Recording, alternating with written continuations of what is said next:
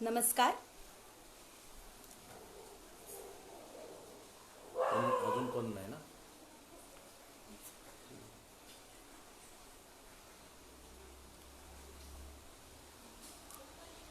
श्रावण व्याख्यानमाला वर्ष 23वे, पुष्प 23वे.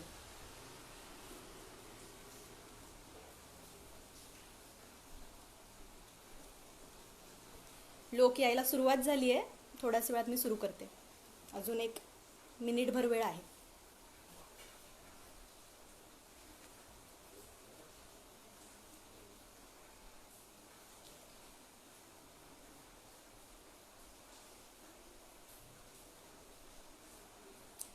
लाईव्ह लोक दिसत आहेत मला. ठीक आहे, येत आहेत अजून.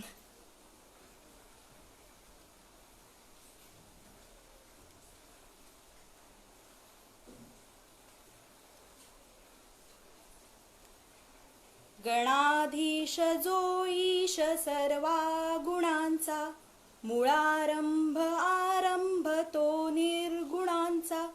नमो शारदा मूळ चत्वार वाचा, गमू पंथ आनंत या राघवाचा. गमू पंथ आनंत या राघवाचा. मी आशा करते की माझा आवाज आपल्यापर्यंत व्यवस्थित येत असेल. जे लोक आलेले आहेत त्यांनी कृपया कमेंट करून मला कळवा की माझा आवाज आपल्यापर्यंत स्पष्ट येतोय का. तुम्ही कमेंट केलीत तर मला कळायला मदत होईल आणि मी माझ्या व्याख्यानाला लगेचच सुरू करेन.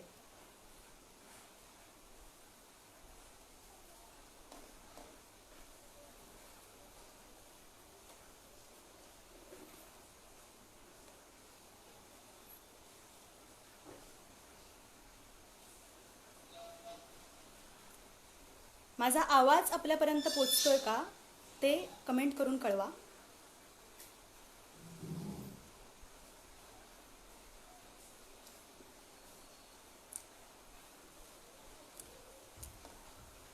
नमस्कार.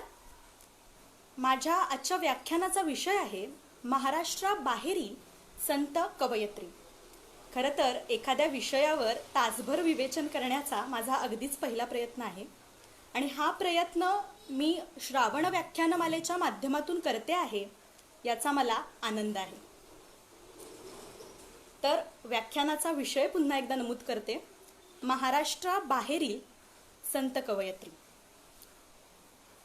संत साहित्य आणि संत परंपरा यांचा जर का आपण विचार केला तर संत साहित्य आणि संत विचार यांच्या माध्यमातून भारताला एक मोठं नैतिक, आध्यात्मिक आणि सांस्कृतिक वरदान लाभलेलं आहे असं आपल्याला म्हणता येईल.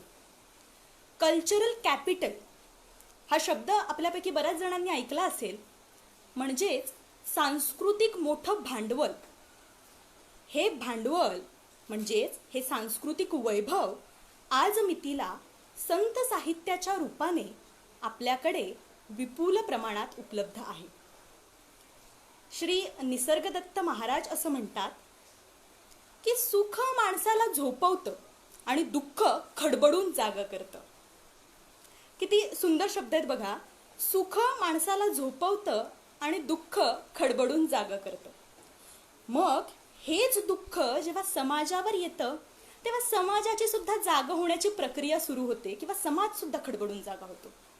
आज एका विषाणूच्या प्रादुर्भावामुळे संपूर्ण जग दुःखात आहे. मग आपली जागा होण्याची प्रक्रिया सुरू व्हायला हवी. आपणही जागा व्हायला हवं. मंडळी, जागा व्हायचं म्हणजे नक्की काय करायचं?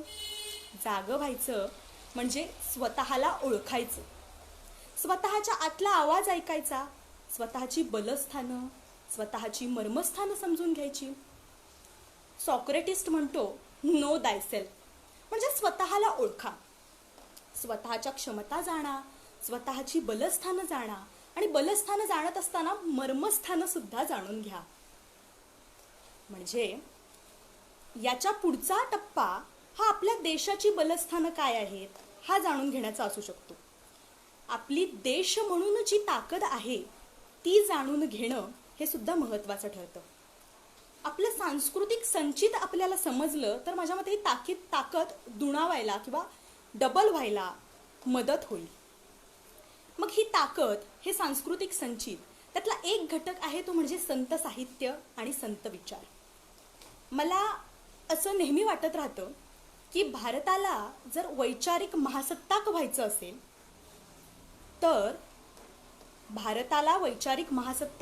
असेल तर त्याला ते आध्यात्मिक आणि सांस्कृतिक क्षेत्रातच होता येईल. मी वैचारिक महासत्ताक हा शब्द वापरलाय बघा. वैचारिक महासत्ताक, आर्थिक महासत्ताक नाही म्हणाले. याचं कारण काय असेल तर आर्थिक महासत्ताक होताना इतर राष्ट्रांवर कुरघोड्या करून किंवा एखाद्या घटकाचं शोषण करून ती आर्थिक महासत्ता मोठी होत असते, किंबहुना ती आर्थिक महासत्ता जन्म घेत असते. पण वैचारिक महासत्तेच्या बाबतीत मात्र तसं नसतं. वैचारिक महासत्ता ही आध्यात्मिक आणि सांस्कृतिक ताकदीच्या बळावर मोठी होत असते. त्यामुळे वसुधैव कुटुंबकम हा मूलमंत्र घेऊनच ती वाढत असते. वसुधैव कुटुंबकम, जगाला बरोबर घेऊन जाण्याचा एक उच्च उदात्त विचार ती देत असते. भारताचा आपण विचार करू. भारताचा विचार करताना उत्तरेपासून दक्षिणेपर्यंत आणि पूर्वेपासून पश्चिमेपर्यंत भारत बघा. भारतामध्ये एक वेगळी सांस्कृतिक विविधता असल्याचं आपल्याला आढळून येईल. सबंध वेगळं सांस्कृतिक वातावरण. लल्लेश्वरी ही काश्मीरमधली संत कवयित्री आहे. तिच्या जीवनाचं किंवा तिच्या काव्यासंदर्भातलं विवेचन मी पुढे करणारच आहे. तिच्या जीवनावर आधारित गव्हर्नमेंट ऑफ इंडियानं प्रदर्शित केलेली एक डॉक्युमेंटरी आहे, शी ऑफ फोर नेम्स या नावाची. त्या डॉक्युमेंटरीमध्ये एक व्यक्ती एकदम सुंदर बोलतो. त्याचे ते विचार मला पटले किंवा मला ते भावले. ते असे होते, युनिफॉर्म घालून किंवा एकाच एक प्रकारचा पेहराव करून आपण तोपर्यंत चांगले वाटतो जोपर्यंत आपण शाळेत असतो. एकदा का शालेय शिक्षण संपवून आपण जगाच्या बाजारात आलो, म्हणजेच जगरहाटी करायला लागलो, वेगवेगळे व्यवहार करायला लागलो, तर एकाच एक प्रकारची भाषा किंवा एकाच एक प्रकारची शैली, एकाच एक प्रकारची संस्कृती आपल्याला आनंद देऊ शकणार नाही. त्यात मजा नाही असं तो म्हणतो. आणि पुढे जाऊन तो म्हणतो की आपल्याला जर, म्हणजे मला जर कोणी रामराम केलं तर मी त्याला सत श्री अकाल करेन किंवा सलाम वालेकुम करेन. एखादा लडाखी असेल तो झुले म्हणेल. यात आनंद आहे, यात मजा आहे. या विविधतेमध्ये एक वेगळा आनंद मिळतो. तो आनंद आपल्याला भारतीय म्हणून उपभोगता येतो. बलस्थान आपलं संत कवयित्री आहेतच. ऋग्वेदातलं एक सुंदर वाक्य आहे, आ नो भद्राहा कर्तव्यो यंतु विश्वतः. म्हणजे जगातल्या ज्या ज्या काही चांगल्या गोष्टी आहेत त्या आपल्यापर्यंत येऊ द्यात. त्या प्रत्येक बाजूने आपल्यापर्यंत येऊ द्यात.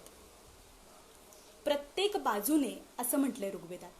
एकाच एक बाजूने किंवा एकाच एक धर्माचं, एकाच एक पंथाचं असं नाही म्हटलेलं. एकाच एक विचारधारेचं असंही नाही म्हटलेलं. तर प्रत्येक बाजूने चांगल्या चांगल्या गोष्टी आपल्याकडे येऊ द्यात असं सांगितलंय. मग मंडळी, आपल्याला आपल्या देशाची बलस्थानं, आपल्या देशातल्या चांगल्या गोष्टी, आपल्या देशातलं जे जे काही नोबेल, उत्तम आहे, उदात्त आहे, ते माहीत असतं का? ते माहीत करून घेण्याचा आपण प्रयत्न करतो का? त्या दृष्टीनं एक पाऊल टाकावं म्हणून मी हा विषय निवडलाय, संत कवयित्री. महाराष्ट्रातले अनेक संत आपल्याला माहिती आहेत. त्यांच्या संस्कारांमध्ये आपण वाढतो. म्हणूनच आज थोडंसं महाराष्ट्राच्या बाहेर जात, महाराष्ट्राच्या बाहेरील संत कवयित्रींबद्दल मी बोलणार आहे. महाराष्ट्रातल्या 4 वेगवेगळ्या कोपऱ्यातल्या 4 संत कवयित्री मी निवडल्यात. त्यांच्या अनुषंगानं मी आजचं माझं हे विवेचन करणार आहे. याच्यामध्ये काश्मीरमधील लल्लेश्वरी, कर्नाटकातली अक्का महादेवी, तामिळनाडूमधली आंदाळ आणि ओडिसामधली माधवी दासी. काश्मीरपासून मी सुरुवात करणार आहे आणि माधवी दासीच्या ओडिशामध्ये येऊन थांबणार आहे. तर मी सुरुवात करते लल्लेश्वरीपासून. 600 वर्षांपूर्वी काश्मीरमध्ये होऊन गेलेली एक योगिनी म्हणजे लल्ला. लल्ला, लल्लेश्वरी, लालदेद म्हणून ती संत परंपरेला परिचित आहे.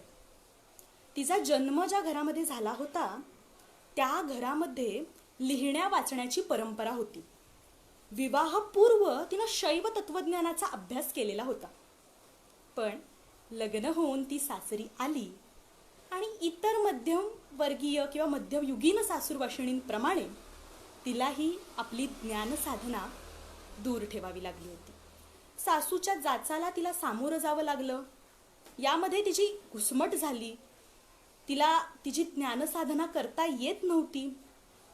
पण लल्लाची कहाणी इतर सासूरवाशिणींप्रमाणे चुलीपाशी संपत नाही. ती जन्म घेते, ती घराबाहेर पडते, ती पुन्हा पेटून उठते, ती विद्रोह करते आणि घराच्या बाहेर पाऊल टाकते. ती आपल्या गृहस्थाश्रमी जीवनाचा त्याग करते आणि काश्मीरची भटकी विरागिनी म्हणून वावरायला सुरुवात करते. तिच्या एका गृहकृत्याची किंवा सासरी होणाऱ्या जाचाची कहाणी काश्मीरमध्ये प्रसिद्ध आहे.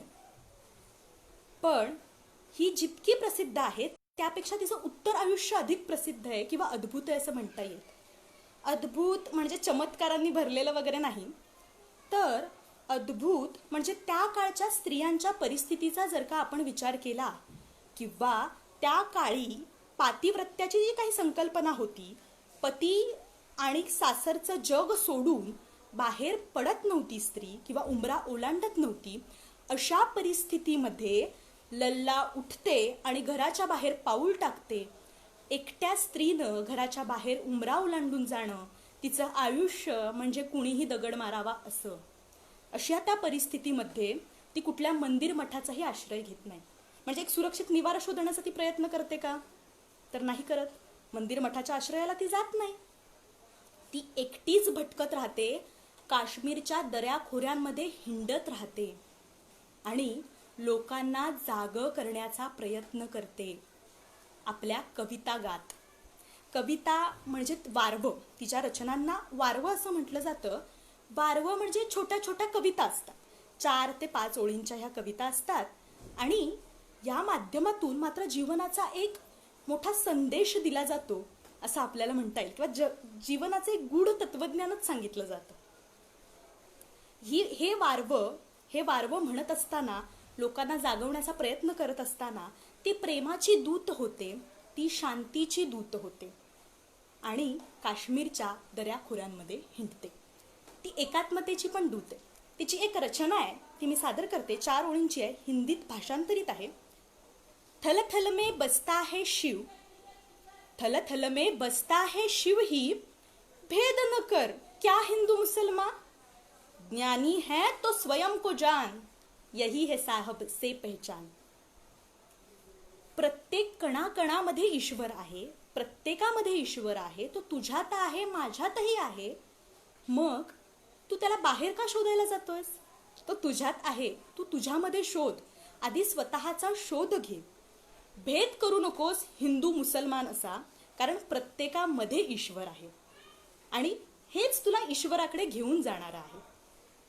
लल्लेचं हे एकाकी जीवन जितकं अप्रतिम आहे किंवा जे एकाकी जीवन जितकं अद्भुत आहे, तितकंच तिचं दार्शनिक काव्य सुद्धा अद्भुत आहे.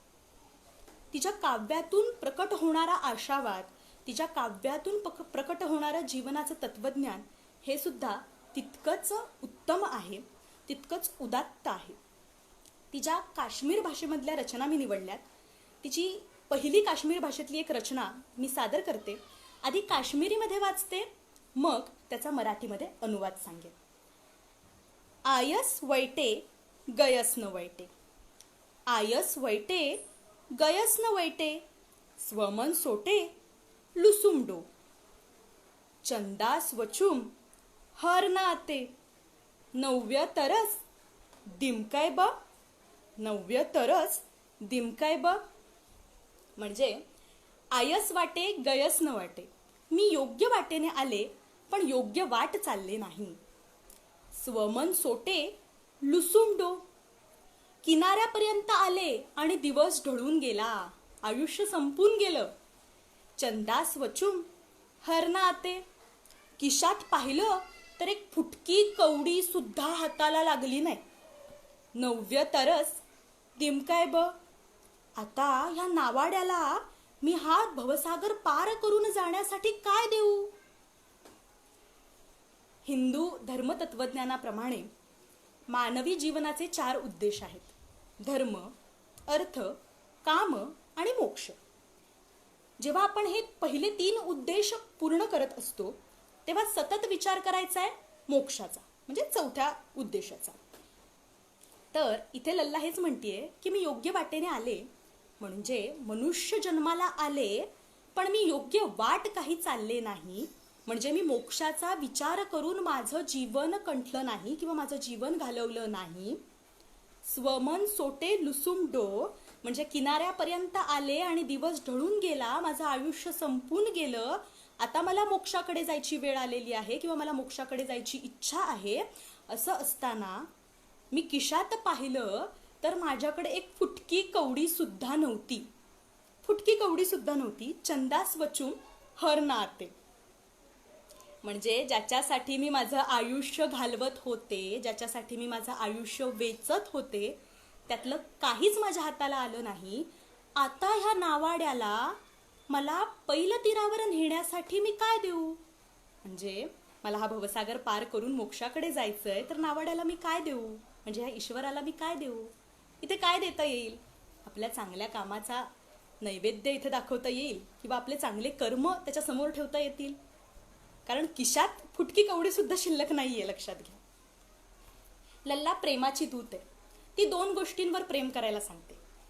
ती जगावर प्रेम करायला सांगते. ती काश्मीरची आहे म्हणून फक्त काश्मीरी लोकांवर प्रेम करायला सांगतेय का? किंवा ती कुठल्या विशिष्ट धर्माची आहे म्हणून फक्त विशिष्ट धर्मावर प्रेम करायला सांगतेय का? तर नाही. ती म्हणतीये प्रेम करायचं तर ते जगावर करायचं, कारण जग म्हणजे ईश्वर आहे. आणि दुसरं प्रेम करायला ती कोणावर सांगतेय? तर प्रेम स्वतःवर करायचं, कारण स्वतः ईश्वर आहे. प्रेम स्वतःवर करायचं, कारण स्वतः ईश्वर आहे. ती कर्माच्या संदर्भानं सुद्धा बोलते की तुमची कर्म चांगली असू देत किंवा वाईट असू देत, त्याचे जे काही परिणाम होतील, त्याचं जे काही ओझं असेल ते तुम्हालाच व्हावं लागेल. त्यामुळे निष्काम कर्म करत राहा. फळाची अपेक्षा करू नका, कारण ते चांगले असणार आहेत तर तुम्हाला चांगलं मिळणारच आहे. आणि तुम्ही केलेल्या कर्माचं नैवेद्य तुम्ही स्वतःला वाढा. आता बघा, स्वतःला नैवेद्य दाखवा. आता बघा, जेवणाचं पान वाढलेलं आहे, खूप सारी पानं आहेत, त्यातल्या एका पानातल्या खिरीमध्ये विष कालवलेलं आहे किंवा ते खराब आहे, भेसळयुक्त आहे. ते पान आपण निवडू का खाण्यासाठी? नाही निवडणार. आपण काय आपल्यासाठी चांगलंच निवडू. मग आपली कर्माचा नैवेद्य जर आपल्याला दाखवायचा आहे तर मग काय निवडणार आपण? आपल्यासाठी चांगलंच निवडणार. मग आपल्या कर्माचं जे काही फळ असेल किंवा आपल्याकडून होणारी जी काही कर्म असतील ती चांगलीच होणार आहेत, त्यामुळे त्याचा आपल्याला फायदाच होणार आहे. इतकं साधं, इतकं सरळ आणि इतकं निस्सीम असं ती कर्मासंदर्भानं बोलते. ती ज्या अजून 2 रचना मी काश्मीरी भाषेमधल्या सादर करणार आहे. या रचनांचं एक वैशिष्ट्य आहे बघा. या पहिल्या रचनेमध्ये काही प्रश्न विचारले आहेत आणि दुसऱ्या रचनेमध्ये त्याची उत्तरं दिली आहेत. हिंदू धार्मिक पुराणांचा जर आपण विचार केला तर त्याच्यामध्ये हीच रचना असलेली आपल्याला आढळून येईल. एक प्रश्न विचारतो आणि त्याच्या खाली त्याचं उत्तर असतं. लल्लेच्या अशा अनेक रचना आहेत ज्याच्यामध्ये हीच शैली वापरली गेली आहे. याचाच अर्थ लल्लेनं हिंदू तत्वज्ञानाचा किंवा हिंदू पुराण ग्रंथांचा अभ्यास केलेला होता.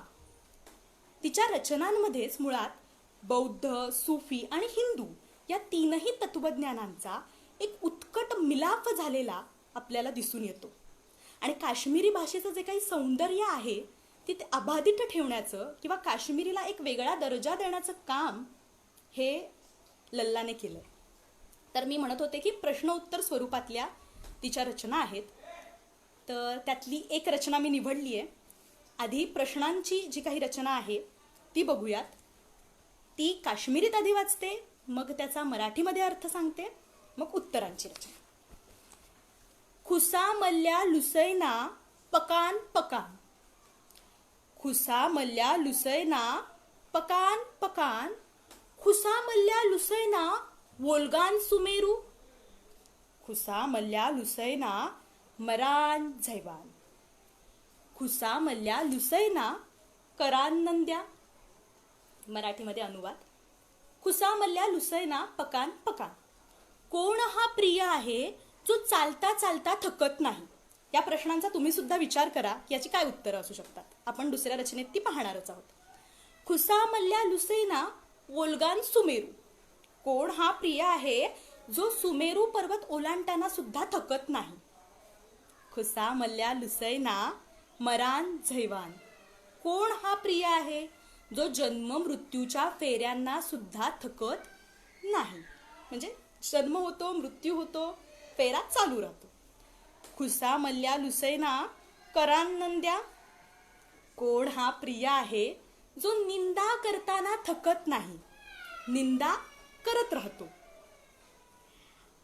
आता उत्तरांची रचना बघूयात. झल्हा मल्ल्या लुसैना पकान पकान. जल हे ते प्रिय आहे जे चालता चालता थकत नाही. म्हणजे नदी, नदीला उद्देशून लल्ला म्हणते की नदी हे ते प्रिय आहे जे चालता चालता थकत नाही. सिरिया लुसैना वोल्गान सुमेरू. सूर्य हा तो प्रिय आहे जो सुमेरू पर्वत ओलांडून ओलांडून सुद्धा थकत नाही. सकाळ संध्याकाळ त्याचं हे चालू असतं. चंद्रम लुसैना मरांतू झैवान. चंद्र हा तो प्रिय आहे जो जन्म मृत्यूच्या फेऱ्यांना सुद्धा थकत नाही. जन्म मृत्यू, पौर्णिमा अमावस्या, पौर्णिमा अमावस्या सुरू असतं. मनुष्य लुसैना करान नंद्या. मनुष्य हा तो प्रिय आहे जो निंदा करताना थकत नाही. साधका संदर्भात ती म्हणतीये की सुरुवातीचे 3 जे निसर्गातले घटक आहेत, पाणी, सूर्य आणि चंद्र, यांच्याकडे लक्ष ठेवा. साधकानं सुद्धा आयुष्यात असंच असलं पाहिजे. आपल्या ध्येयाकडे जाण्यासाठी चालता चालता थकून चालणार नाहीये. आणि चपखलपणे ती याच्यात मनुष्याचा स्वभाव सुद्धा सांगते बघा, की मनुष्य निंदा करताना थकणार नाहीये. म्हणजे तुम्ही 3 घटकांप्रमाणे चालत राहणार आहात. ते करत असताना तुमची निंदा होईल, तुमच्या वाट्याला उपेक्षा येईल, कारण ते करताना माणसं थकत नाहीत. असं आपल्याला ती प्रेमानं समजवतीये. प्रिय हा शब्द वापरून ती म्हणतीये. लल्ला स्वानुभवाचे बोल रचते. म्हणजे बघा, तिनं तिच्या पूर्व आयुष्यामध्ये गृहत्याग केलेला आहे. तिला किती अनुभव आले असतील. काश्मीरच्या दऱ्याखोऱ्यांमध्ये हिंडताना तिला किती लोकांना सामोरं जावं लागलं असेल. या सगळ्यावर आधारित तिचं हे काव्य आहे की माणसानं कसं असावं किंवा माणसं कशी असतात आणि काय करावं काय करू नये या अनुषंगानं सुद्धा ती बोलते. लल्ला माहीत नाही असा काश्मीरी माणूस विरळाच. लल्ला सगळ्यांनाच माहीत आहे आणि त्यांना ती माते समान आहे. तिला ते आई मानतात. लल्ला आपल्या देवाकडे जाण्याचा अनुभव सुद्धा अत्यंत चांगल्या प्रकारे सांगते. ती म्हणते की तुम्ही कर्मकांड करताय का, देवाला मिळवण्यासाठी तुम्ही त्याला फुलं, अजून फळं, गंध वगैरे असं काही अर्पण करताय आणि तुम्हाला असं वाटतं की त्याने तुम्हाला तो मिळणार आहे, तर याने देव भेटत नसतो असं ती म्हणते. ती म्हणते की तुमच्या आतमध्ये डोकावा, स्वतःला शोधण्याचा प्रयत्न करा, तुम्हाला देव तिथे भेटेल. स्वतःला इतकं नितळ करा, इतकं पारदर्शक करा की देव तुमच्या आत येऊन वसेल. देव तुमच्यामध्ये राहील, तुमच्यामध्ये वास करेल. कर्मकांडांना तो तुम्हाला मिळू शकत नाही. आपल्या एका रचनेत ती म्हणते की भिकाऱ्यासारखं देवाला शोधत दारोदार हिंडू नका. इतकं विद्रोही, इतकं लोकांना लागेल असं, पण तरीही आपल्या मतांना ठामपणे मांडणारी लल्ला ही संत कवयित्री आहे. तिच्या रचनांमध्ये विद्रोह आहे, प्रेम आहे, भक्ती आहे, ईश्वराकडे जाण्याचा तिचा प्रवास आहे. अशा सगळ्यांचा मिलाफ म्हणजे लल्ला किंवा लल्लेश्वरीचं आयुष्य आहे. आता आपण कर्नाटकामध्ये येऊयात. कर्नाटकातली अक्का महादेवी ही संत कवयित्री मी नमूद केली होती, तर तिच्या अनुषंगाने बोलते. पण आधी मी तिची 4 ओळींची एक रचना मराठीत भाषांतरित केलेली आपल्यासमोर सादर करणार आहे. बघा कशी वाटते ती. काया काजळली तरी मला काय त्याचे, काया काजळली तरी मला काय त्याचे, काया उजळली तरी मला काय त्याचे, मला काय त्याचे, काया असो कशी, अंतशुद्ध गुंतले मी चन्नमल्लेशाशी, अंतशुद्ध गुंतले मी चन्नमल्लेशाशी. कायेचं काय झालं यानं मला फरक पडत नाही, ती काजळली आहे की उजळली आहे याच्याशीही मला देणं घेणं नाही. मी माझ्या चन्नमल्लिका अर्जुनाशी एकरूप झालेली आहे, किंवा मी माझं अंतःकरण तिथे गुंतवलेलं आहे. एका तरुण आणि रूपसुंदर मुलीचे हे उद्गार आपल्याला जरा आश्चर्याचे वाटू शकतात. एका तरुणीचे हे उद्गार आहेत जी रूपानं खूपच सुंदर आहे. ही रूपसुंदर तरुणी म्हणजेच अक्का महादेवी. महादेवीचा जन्म ज्या घरामध्ये झाला होता ते घर म्हणजे तिचे आई बाबा हे शिवभक्त होते. तिच्या जन्माचा काळ हा धार्मिक आंदोलनांचा आहे. त्यावेळेस महाराष्ट्रामध्ये चक्रधरांचा महानुभाव पंथ होता आणि कर्नाटकामध्ये अल्लमप्रभू आणि त्यांचे शिष्य बसवेश्वर यांच्या वीरशैव किंवा लिंगायत संप्रदायाचं वर्चस्व प्रस्थापित व्हायला लागलं होतं. या संप्रदायाचे अनुयायी होते अक्का महादेवीचे आईवडील. त्यामुळे शिवभक्तीचा एक संस्कार तिच्या मनावर अगदी लहानपणापासूनच झालेला होता. आणि जेव्हा हीच महादेवी वयात आली तेव्हा त्या चन्नमल्लिका अर्जुनालाच म्हणजेच शिवमहेश्वराला आपलं सर्वस्व देऊन बसली, आपला पती मानून बसली. असं सांगितलं जातं की त्या प्रदेशाचा राजा कौशिक हा महादेवीच्या या देखण्या रूपावर भुलला किंवा तिच्या प्रेमात पडला आणि त्यानं तिच्याशी विवाहाचा आग्रह धरला. पण ही तर चन्नमल्लिका अर्जुनाला आपलं सर्वस्व देऊन बसलेली होती, त्यामुळे इथे त्याच्याशी विवाह करण्याचा प्रश्नच नव्हता. तिनं त्याला नकार दिला, पण तरीही तो राजा होता आणि त्यानं जबरदस्तीनं किंवा तिच्याशी जुलूम जबरदस्ती करून तिच्याशी विवाह केला. तो तिच्याबरोबर विवाहबद्ध झाला. ती त्याच्या राजमहालात आली जरूर, पण तिच्या मनामध्ये मात्र तो चन्नमल्लिका अर्जुनच होता. देहानं जरी ती त्याच्या समोर असली तरी तिच्या मनामधला चन्नमल्लिका अर्जुन मात्र तो मिटवू शकला नाही. ते राजवैभव, ते राजघर त्या तिच्या भक्तीला दूर करू शकलं नाही. एक दिवस हीच अक्का महादेवी आपले सगळे कपडे त्या राजाच्या समोर टाकून त्याच्या समोर नितळ अशी उभी राहिली, निवस्त्र उभी राहिली आणि तिने त्या राजवैभवाचा त्यात क्षणी त्याग केला. ती त्या राजाला म्हणाली की तू माझ्या ह्या शरीरावर प्रेम करतोस याला मी काही मानतच नाही, याचं काय होतं याच्याशी मला काही घेणं देणंच नाही. मी तुझ्या समोर तुझ्या या सगळ्या सुखांचा त्याग करते, मी माझ्या वस्त्रांचा सुद्धा त्याग करते. आणि तिनं ते राजभवन किंवा ते राजगृह जे काही होतं ते सोडलं आणि तिथून बाहेर पडली. ती रानावनात हिंडली, तिथं तिनं रचना केल्या. तिच्या भक्तीचा, तिच्या अभ्यासाचा वेळ तिनं घेतला आणि एक दिवस ती बसवेश्वरांच्या अनुभव मंडपामध्ये येऊन पोचली. तिथे अल्लमप्रभू आणि अक्का महादेवी यांच्यामध्ये झालेली जी चर्चा आहे ती खूप उद्बोधक मानली जाते. त्यामध्ये तिने अनेक रचना सुद्धा त्यांच्यासमोर सादर केल्या उत्तरादाखल. तर यामध्ये त्यांनी तिचं वैराग्य तपासलं, ती खरंच ईश्वराच्या बाबतीमध्ये किती गंभीर आहे, किती गांभीर्यानं ती विचार करते याचा त्यांनी या संदर्भात तिला प्रश्न विचारले.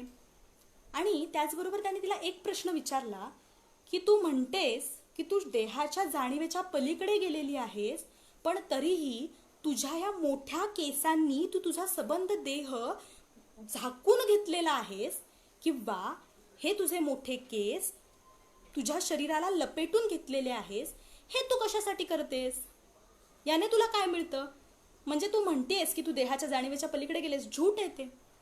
त्यावर तिनं एक तिची रचना आहे त्यांचं उत्तरादाखल केलेली किंवा उत्तरादाखल ती म्हणते पिकल्या वाचून रंग फळाचा बदलत नाही पुन्हा, पिकल्या वाचून रंग फळाचा बदलत नाही पुन्हा, मनमत मुद्रा पाहून तुम्हा होतील ना यातना, या हेतूने देह झाकला छळू नका हो मला, चन्न मल्लिक अर्जुन देवाच्या अधीन झालेलीला. माझा देह अजून तरुण आहे, माझ्याकडे बघून लोकांच्या वासना जागृत होऊ शकतात, त्यांना त्रास नको म्हणून मी माझा देह झाकलेला आहे. मला माझ्या देहासंदर्भातल्या कुठल्याही जाणीवा नाहीत किंवा मला त्याचं फार कौतुकही नाही आणि त्याच्याबद्दल घृणाही वाटत नाही. मी या देह जाणीवेच्या पलीकडे गेलेली आहे. आपल्या देहाच्या जाणीवेचा त्याग करून सर्वांमध्ये वस्त्रहीन हिंडणं, बावरणं ही गोष्ट तितकीशी साधी आहे का? नक्कीच नाही. हे धाडसी पाऊल होतं. हे धाडसी पाऊल लल्लेश अक्का महादेवीनं उचललं आणि हे पाऊल भारतीय स्त्रीवादाच्या इतिहासात अत्यंत महत्त्वाचं मानलं जातं. भारतीय स्त्रीवादाच्या इतिहासामधलं हे एक महत्त्वाची गोष्ट मानली जाते. शिवाच्या भक्तीची ओढ तिच्या मनात होती, त्या अनुषंगानं ती अनेक रचना करते. भक्ती आणि प्रेमाचा अलोट संगम तिच्या अनेक रचनांमध्ये झालेला आहे. तिच्या कन्नडमधली एक रचना, 2 रचना मी निवडल्यात. पहिली रचना मी सादर करते, आधी कन्नडमध्ये वाचते, मग त्याचा मराठीत अनुवाद बघू.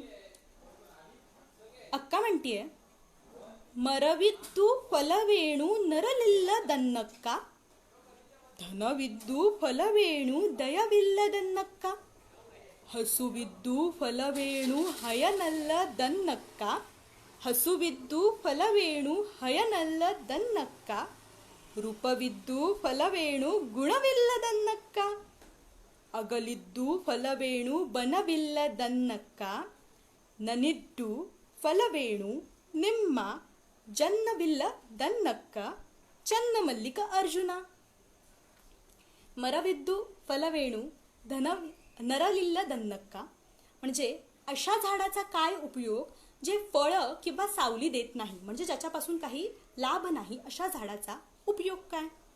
धनविद्दू फलवेणू दयविल्ल दन्नक्का, अशा धनाचा उपयोग काय जे दान करण्याच्या कामी येत नाही. हसुविद्दू फलवेणू हयनल्ल दन्नक्का, अशा गायीचा उपयोग काय जी दूध देत नाही. रूपविद्दू फलवेणू गुणविल्ल दन्नक्का, गुण नसलेल्या रूपाचा उपयोग काय. अगलिद्दू फलवेणू बनविल्ल दन्नक्का, बुद्धीशिवाय हाती आलेल्या शस्त्राचा उपयोग काय. शस्त्र कसं चालवायचं हेच माहीत नाही आणि ते हातात आलंय, उपयोग शून्य. ननिद्दू फलवेणू निम्म जन्नविल्ल दन्नक्का, चन्नमल्लिक अर्जुना. इथे ती चन्नमल्लिक अर्जुनाला उद्देशून प्रश्न विचारतीये की मग माझ्या देहाचं किंवा माझं इथे असण्याचं उपयोग काय जर मी तुला जाणलं नाही. तुला जाणल्याशिवाय माझ्या इथे असण्याचा उपयोग काय. अशा भक्तीनं भरलेल्या अशा तिच्या रचना आहेत. भक्ती आहेच, त्याचबरोबर गुणाचा उपयोग, हा गुणाशिवाय रूपाचा उपयोग नाही वगैरे, ह्या अनुषंगानंही ती बोलते. आता दुसरं वचन बघूयात. कायक्के नळ लागी काडिट्टू माय, कायक्के नळ लागी काडिट्टू माय, मनक्के नेहनागी काडिट्टू माय, नेहमांगी अरवागी काडिट्टू माय, जगद जम्मुलिगे बेंगोल नेत्ती काडिट्टू माय, चन्नमल्लिक अर्जुना निनोड्डा मायेन अरुगेल अबराडू. इथे माया हा शब्द वापरलाय. मायाचा अर्थ होतो भ्रम, इल्युजन, म्हणजे जे आहे ते नाही असं वाटणं किंवा जे नाही ते आहे असं वाटणं. बघा, ती मायेवर आधारित ही रचना करते. काय म्हणते? कायक्के नळ लागी काडिट्टू माय, मायेनं शरीराला सावलीसारखी सोबत केली. माया शरीराबरोबर सावलीसारखी चालली किंवा राहिली, तिनं सोडलं नाही कधीच. मनक्के नेहनागी काडिट्टू माय, तसंच तिनं मनाला श्वास बनून सुद्धा त्रास दिला. मनाला आयुष्य बनून, श्वास बनून ती छळत राहिली, त्रास देत राहिली. कोण? माया. नेहमांगी अरवागी काडिट्टू माय. मनाला तिनं स्मरणशक्ती बनून आणि बुद्धीला स्मृती बनून त्रास दिला. जगद जम्मुलिगे बेंगॉल नेत्ती काडिट्टू माय. मायेच्या अशा वाढण्यानं लोकांना खूप त्रास दिला आहे. म्हणजे खूप प्रमाणात या भ्रमाचा त्रास लोकांना होतो आहे. पुढे ती चन्नमल्लिका अर्जुनाला म्हणजे तिच्या ईश्वराला उद्देशून म्हणतीये, चन्नमल्लिका अर्जुना निनोड्डा मायेनं अरुगेला अब्राडू. तू निर्माण केलेल्या ह्या मायेवर कोणीही विजय मिळवू शकत नाही माझ्या चन्नमल्लिका अर्जुना. म्हणजे ती देवाला विचारात पाडतीये की तू निर्माण केलेली ही जी काही माया आहे त्या मायेवरती आम्ही कोणीच विजय मिळवू शकत नाही आहोत. आम्ही त्याच्या प्रयत्नात नक्कीच आहोत पण तो मिळू शकत नाहीये. अशा तिच्या सहज रचना आहेत, उत्कट रचना आहेत, मनाला भावणाऱ्या आहेत. सुमधुर संगीतामध्ये जेव्हा आपण त्या ऐकतो तेव्हा मनाला खूप आनंद देऊन जातात किंवा मनाला एक शांतता प्राप्त होते. आणि ईश्वर प्राप्तीबाबत तिचं मत हे अगदी लल्लेसारखंच आहे. म्हणजे कर्मकांडांनी देव भेटणार नाहीये, त्यासाठी तुम्हाला अंतर्मनातच डोकवावं लागणार आहे, तिथेच तो तुम्हाला भेटणार आहे असं ती सुद्धा सांगते. आणि कर्मकांडात गुंतलेल्यांना ती एक चपराक म्हणून रचना लिहिते. त्यात ती म्हणते, रचना भाषांतरित सादर करते, पूर्णतेला जाणारी भक्ती नाही, पूर्णतेला जाणारी भक्ती नाही आणि दृढतेला अनुसरणारी सेवा नाही.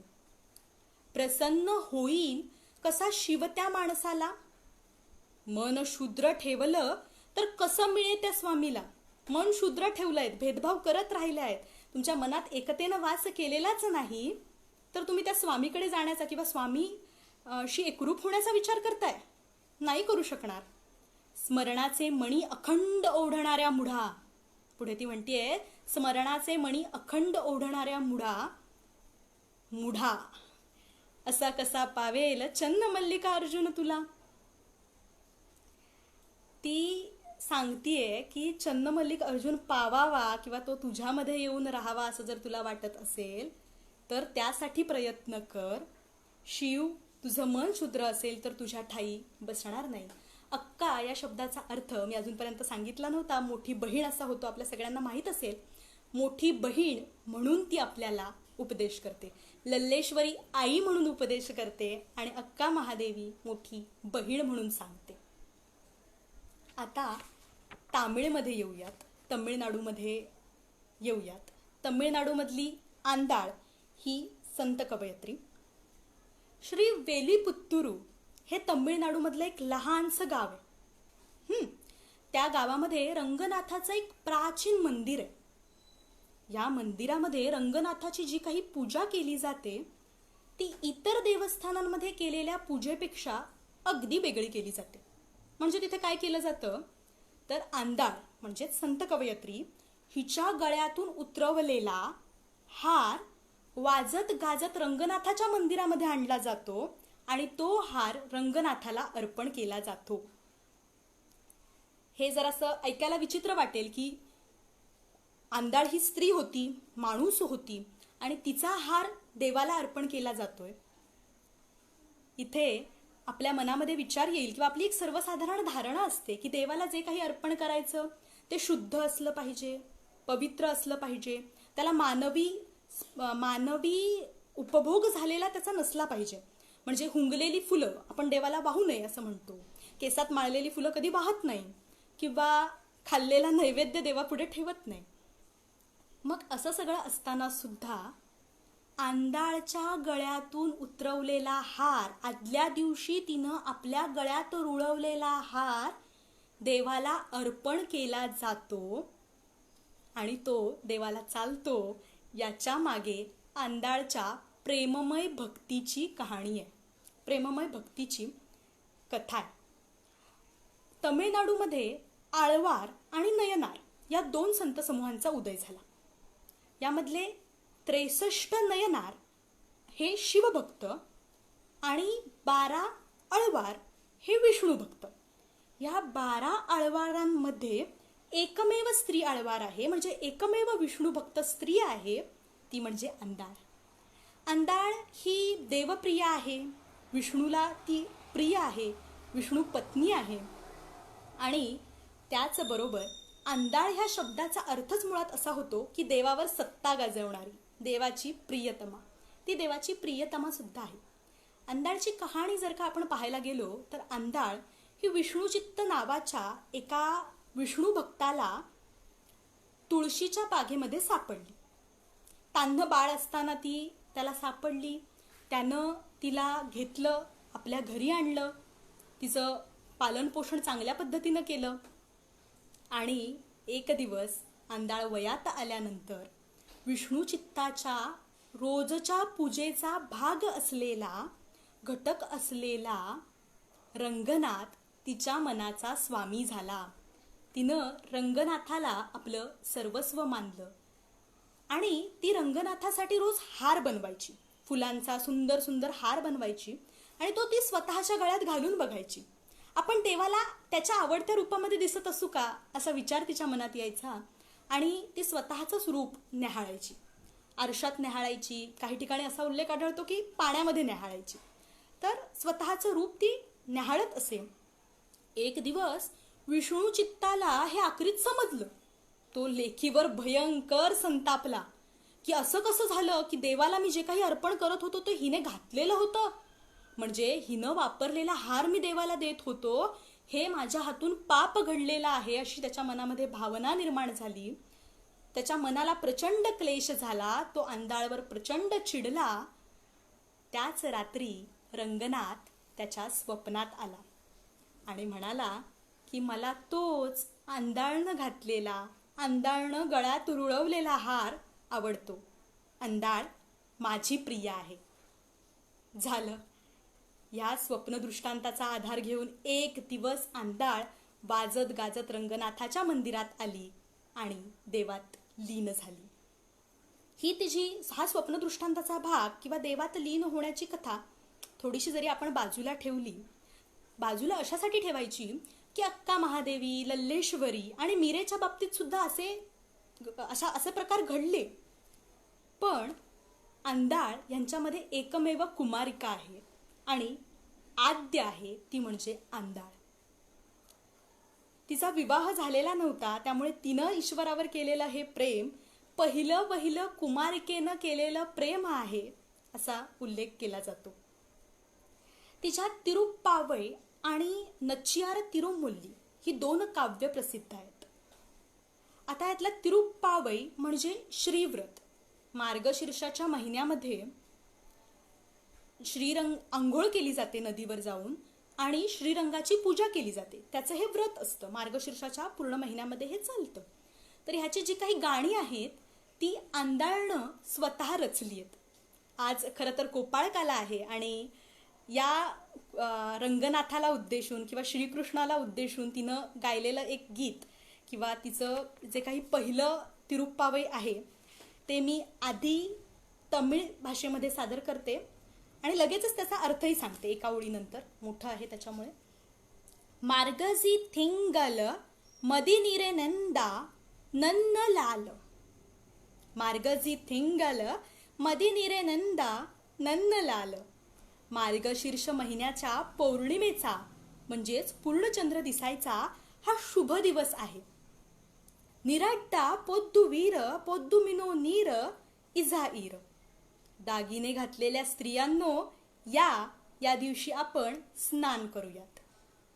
सिरमल गुमाय पाडी चेलवा चिरुमिरी गाल. सिरमल गोमाय पाडी चेलवा चिरुमिरा गाल. ओ श्रीमंत मेंढपाळ घरातील स्त्रियांनो, तुम्ही सुद्धा या. श्रीमंत मेंढपाळ घरातील स्त्रियांनो आणि दागिने घातलेल्या स्त्रियांनो, आपण मिळून स्नान करून हे श्रीव्रत साजरं करूयात. कुरुवेल कोंडू हिलन नंद गोपान कुमारन. तीक्ष्ण भाला घेऊन दुष्टांचा संहार करणारा, श्रीकृष्णाचं वर्णन, तीक्ष्ण भाला घेऊन दुष्टांचा संहार करणारा तो नंद गोपाळाचा मुलगा आहे. इरांदा कन्य यशोधाई इलम सिंगम. इरांदा कन्य यशोधाई इलम सिंगम.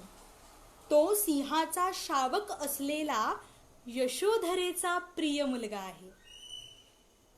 कारमेनी Jhingan काधीर माधियाम pole मुगात्थ than. ज्याची काया काळी आहे आणि ज्याचे डोळे लाल आहेत आणि ज्याचा चेहरा चमकणारा चंद्र आहे. श्रीकृष्णाच्या रूपाचं वर्णन चमकणारा चंद्र असं केलंय बघा. अंधाळ श्रीकृष्णाला चमकणारा चंद्र म्हणतीये. पुढे नारायण नामक्के पाराई थारुवान. हा नारायण म्हणजे साक्षात हा श्रीकृष्ण आम्हाला वाद्य पुरवेल. म्हणजे आमच्या ह्या व्रतासाठी लागणारं जे काही सामान आहे, जे काही ढोल आहेत, ते ढोल हा श्रीकृष्ण आम्हाला पुरवेल. याचं कारण ती पुढच्या ओळीमध्ये विशद करते. पारोर पुघाचा पादीन धिलोर एम्पवाय. म्हणजेच विश्वातली सगळी माणसं हे व्रत साजरं करू शकावीत म्हणून.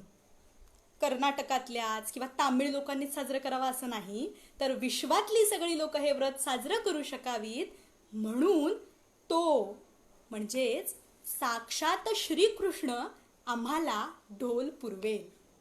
अशी तिची प्रेमसाधनेचा पहिला टप्पा असलेली ही तिरुप्पावई ही रचना. याच्या 30 रचना आहेत. ह्यातली ही पहिली रचना होती. अशा 30 रचना आहेत. आणि अंधाळचं हे गीत किंवा अंधाळचं हे जे काही मी सादर केलं ते एक सुश्राव्य संगीत घेऊन येतं. ते गायलं जातं आणि ते गाताना ऐकणं ही सुद्धा एक वेगळी मजा असते. यामध्ये भीती नाही आहे, उत्कंठा नाही आहे आणि दुःख तर नाहीच नाही. ती आपल्या मैत्रिणींबरोबर, एक कुमारिका आपल्या मैत्रिणींबरोबर श्रीकृष्णाला शोधत निघालेली आहे. इतकं साधं तिचं काव्य आहे.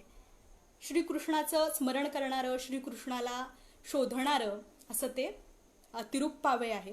तिरुप्पावई ही पहिली रचना मी म्हटलं. आणि दुसरी रचना नच्चियार तिरुमल्ली. नच्चियार तिरुमल्ली हा दुसरा प्रकार आहे.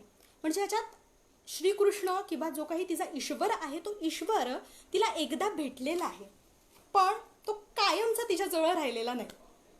म्हणून ते विरह आहे, दुःख आहे, मग विरहातल्या वेदना आहेत आणि मग त्यांचं काव्यातून होणारं प्रकटीकरण सुद्धा आहे. तर नच्चियार तिरुमल्ली हे अशा प्रकारे व्यक्त होतं. एक मानवी भावभावनांचा फुलोरा ती श्रीरंगाला अर्पण करते आणि तो श्रीरंगासमोर ठेवते आपल्या काव्यरूपाने. तिचं एक भाषांतरित, मराठीत भाषांतरित काव्य मी सादर करते. अंधाळ त्या रचनेमध्ये म्हणतीये, मला द्या ना ती त्याची पवित्र तुळस, मला द्या ना ती त्याची पवित्र तुळस, शीतल तेजस्वी निळी जांभळी, माझ्या चमकत्या केसांत द्या तिला खोवून, माझ्या चमकत्या केसांत द्या तिला खोवून, मला तो त्याच्या बासरीच्या मुखातून पाझरणारा शीतल मध द्या ना आणून, द्या माझ्या चेहऱ्याला लावून, पुनर्जन्म मिळेल मला त्यातून, मला आणून द्या त्या निष्ठुराची पायधूळ, त्या ती माझ्या देहाला माखून मी जिवंत राहू शकावी म्हणून. त्या निष्ठुराची ईश्वराला, तिच्या श्रीकृष्णाला ती म्हणतेय की तो निष्ठुर आहे, तो माझ्याजवळ कायमचा राहिलेला नाही, त्या निष्ठुराची पायधूळ मला आणून द्या, त्यानं मी जिवंत राहू शकेन. आणि मी जिवंत राहू शकावी असं वाटत असेल तर माझ्यासाठी एवढं करा. इतकं उत्कट आणि कमालीचं आर्त असं तिचं काव्य. अंधाळ पक्ष्यांशी बोलते, समुद्राशी बोलते, समुद्राच्या लाटांशीही बोलते. तिच्या काव्यातून ती निसर्गाच्या वेगवेगळ्या घटकांशी सुद्धा संवाद साधते. पण ती कोणताही उपदेश करत नाही. ती कोणालाच कोणताच उपदेश करत नाही. तिचं जे काही सगळं साहित्य आहे, तिचं जे काही सगळं काव्य आहे, हे काव्य प्रेम जपणारं, प्रेम सांगणारं आणि प्रेम गाणारं आहे. ती प्रेम सांगते, फक्त ईश्वराप्रतीचं प्रेम सांगते, श्रीकृष्णापर्यंत जाण्यासाठीच्या तिच्या प्रवासातलं तिचं प्रेम सांगते. अशी ती प्रेम गाणारी कविता आहे, कवयित्री आहे. आता पूर्वेकडे येऊयात. उत्तर, पश्चिम आणि दक्षिण झालं. आता भारतातला पूर्व भाग म्हणजे ओडिशा. ओडिशामधली माधवी दासी.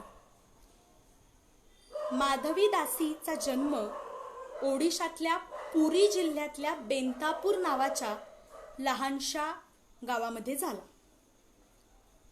प्रियादासी, माधवीदासी आणि वृंदावतीदासी या 3 15व्या-16व्या शतकातल्या प्रमुख संत कवयित्री आहेत. त्यातली आद्य आहे ती माधवीदासी. या उडिया संत कवयित्रींमधली आद्य ती माधवीदासी आहे. वैष्णव परंपरेमध्ये जे पुरुष संत असतात त्यांना दास म्हटलं जातं आणि स्त्री संत त्या दासी. माधवीदासी स्त्री होती म्हणून ती दासी. मुरारी मोहंती आणि शिखी मोहंती हे दोघं तिचे भाऊ होते, सख्खे भाऊ, आणि ते जगन्नाथाच्या सेवेत होते. त्यामुळे कुटुंबाकडे जी काही परंपरा आहे ईश्वर भक्तीची, जगन्नाथ सेवेची, ती चालत आलेली होती. तिच्यापर्यंत पण ती पोहोचली आणि आपली माधवीदासी सुद्धा जगन्नाथ भक्तीमध्ये रममाण व्हायला लागली. तिच्या ह्या जगन्नाथ भक्तीला कृष्ण भक्तीचा एक विशेष रंग चढवला तो चैतन्य महाप्रभू यांनी. चैतन्य महाप्रभू बंगालहून पुरीला राहायला आले आणि त्यांच्या शिष्टमंडळामध्ये माधवीदासी आणि तिचा भाऊ शिखी मोहंती हे दोघंही सामील झाले. पण माधवीदासीच्या चेहऱ्याचं दर्शन किंवा माधवीदासीचा चेहरा चैतन्यांनी कधीही पाहिला नाही. त्यांनी स्त्रियांना कायमच दूर ठेवलं. आपल्यापासून ते स्त्रियांशी अंतर राखूनच वागत होते. याचा त्रास किंवा या संदर्भातली तळमळ माधवीदासीच्या काव्यामधून प्रकट होते. म्हणजे ती दुःख व्यक्त करते की ज्यांचं नुसतं दर्शन मिळालं तरी माणूस तरुण मोक्षाला जाईल आणि मला त्यांची साधी एक झलक सुद्धा बघायला मिळू नये, हे माझंच दुर्दैव आहे असं तिला सतत वाटत राहतं. आणि तीच व्याकुळता, तोच अर्थभाव तिच्या काव्यामध्ये सुद्धा उतरतो. ती या सगळ्या गोष्टींनी त्रासून काव्य लिहिते किंवा या सगळ्या गोष्टींनी व्याकुळ होऊन काव्य लिहिते. माधवीदासी प्रतिभावान होती, ती बुद्धिमान होती, संवेदनशीलही होती आणि तिची हीच बुद्धिमत्ता आणि हीच प्रतिभा हेरून त्यावेळेचा राजा प्रतापरुद्रदेव यानं तिला आपल्या जगन्नाथ मंदिराची, म्हणजे त्या प्रदेशातल्या जगन्नाथ मंदिराची पंजी लिहिण्याचं, म्हणजे रोजचे जे काही विधी होतील त्यांचे तपशील लिहिण्याचं कार्य सोपवलं. आणि त्याच्या राजदरबारामध्ये सुद्धा या माधवीदासीला खूप महत्त्वाचं आणि मोठं असं स्थान सुद्धा होतं. तर अशा या माधवीदासीच्या बाबतीत मात्र जी काही उपेक्षा आली ती अशी आहे की ती एक स्त्री होती आणि म्हणून तिच्या मर्यादा या ठरलेल्या होत्या. चैतन्यांच्या परंपरेमध्ये या माधवीदासीचा उल्लेख आढळतो, पण तो पूर्ण माणूस म्हणून केलेला नाही. पूर्ण माणूस म्हणून तिचा उल्लेख आढळत नाही. श्री चैतन्य चरितामृत हा ग्रंथ आहे. या ग्रंथामधील राधाकृष्णाची महती गाणारे 3.5 संत सांगितलेत. 3.5 संत. अर्धा संत कोण आहेत हे संत? एक आहेत स्वरूप गोसावी, दुसरे आहेत राय रामानंद आणि तिसरे आहेत शिखी मोहंती आणि अर्धी आहे माधवीदासी. तिचा पूर्ण माणूस म्हणून सुद्धा चैतन्य परंपरा स्वीकार करत नाही. अर्धजन म्हणूनच ती कायम राहिली किंवा अर्धजन म्हणूनच तिच्या वाट्याला जे काही आलं ते होतं. म्हणजे तिच्याकडे बुद्धिमत्ता नव्हती का? तर होती. तिच्याकडे प्रतिभा नव्हती तर तसंही काही नव्हतं. तिच्याकडे प्रतिभा होती, बुद्धिमत्ता होती. ती संवेदनशीलतेने आपली पदही रचते. ती अगदी चैतन्यांवर सुद्धा उत्तम पद रचते कारण ती चैतन्यांना आपला देव मानते. तिच्यासाठी चैतन्य म्हणजे जगन्नाथ, चैतन्य म्हणजे श्रीकृष्ण. मग असं असताना सुद्धा तिचा उल्लेख हा अर्धजन म्हणूनच झालेला आपल्याला पाहायला मिळतो. अशा या माधवीदासीची एक कविता जी उडिया भाषेतली आहे ती मी आधी सादर करते. आणि मग त्याचा अनुवाद सादर करेन. चोक्का नयन हे जग्गू जीवन श्रीहरी, कतरे जनन करूची चामुरी, सुन प्रभू श्रुती देरी. किती संकटो काहा का रखीना हा, दयाळूसा रंगधारी, तवरने वसिले उधी करकट, किवरना एका मारी. अहल्या तारण द्रौपदिका सण, इले देई चन्निवारी. मृकुणी अरथ जनी जगन्नाथ, दीपतो दल उद्धारी. सबरिकी दिव्य शबरिकी दिव्य, गतिजची दिल्य, ताऊ चिष्टमाखी गारी. निराकार मक भावे होई रंक, स्थान दिल ब्रजपुरी. जीवंती पिंगळा आदिवार गुळा, संसारी वला निस्तारी. अपार महिमा केतन उडाई, रखीच फिरती श्री. मुचर निर्मखी तुम्हार सेवकी, पोचुक अचुक्यो हरी. करुची दानाई जोडी करवेन्नी, सुना माधवी वो हरी. सुना माधवी वो हरी. याचा अर्थ असा, ती ईश्वराला उद्देशून म्हणतीये की हे ईश्वरा जनजीवना, मी शरण आले रे तुला. ऐक माझ्या हृदयातला, भक्त तारक बरसला. म्हणजे हे ईश्वरा, मी तुला आता शरण आलेले आहे. माझ्या हृदयातला भक्त तारक आता बरसायला लागलेला आहे. द्रौपदीला वस्त्र देणारा तू आहेस, म्हणजे त्याच्याच भक्तवत्सलतेची आठवण ती त्यालाच करून देते आहे की द्रौपदीला वस्त्र देणारा तू आहेस, तू अहिल्येला तारणारा आहेस. दिव्य तू लीला तुझ्या, मी मानुषी वर्णू कशी. मी ह्याचं वर्णन सुद्धा करू शकत नाही, इतक्या तुझ्या दिव्य लीला आहेत. पुढे ती म्हणते की शबरीला आणि पिंगळेला, पिंगळेच्या संदर्भामधलं उदाहरण देऊन ती म्हणते की तिच्याबद्दल तुझी भक्तवत्सलता दाखवलीस, आता तू ह्या माधवी दासीकडे सुद्धा बघ. ती पुराणातले दाखले देऊन म्हणते की आता ह्या माधवी दासीला सुद्धा जवळ कर, तिचं सुद्धा ऐकून घे. सुना माधवी वो हरी, माधवीला सुद्धा ऐक. तर अशा पद्धतीनं तिच्या ज्या काही रचना आहेत त्या वज्रबोलीमध्ये आहेत, बंगालीमध्ये आहेत आणि उडिया भाषेत सुद्धा आहेत. या तिन्ही भाषांमध्ये ती रचते. तिच्या सगळ्या निष्ठा तिने चैतन्यांना वाहिलेल्या होत्या. तिच्या रचना गोड आहेत, प्रासादिक आहेत.